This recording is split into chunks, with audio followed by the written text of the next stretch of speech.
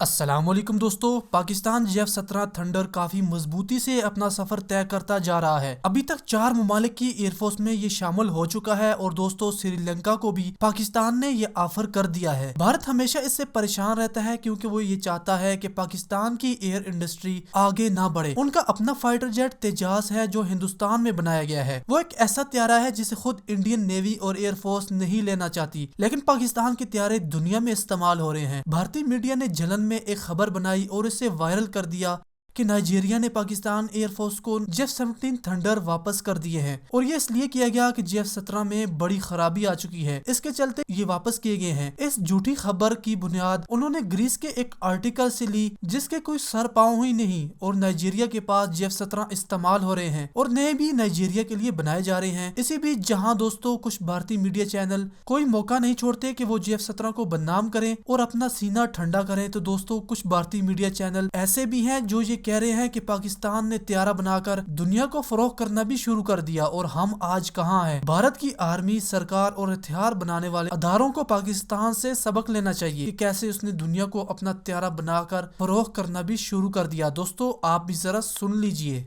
की एक्सपोर्ट आज नाइजीरिया में हो रही है, जबकि आज भारत का कोई भी ऐसा फाइटर जेट नहीं है जो भारत आज अपने देश से बनाकर दुनिया में एक्सपोर्ट कर सके।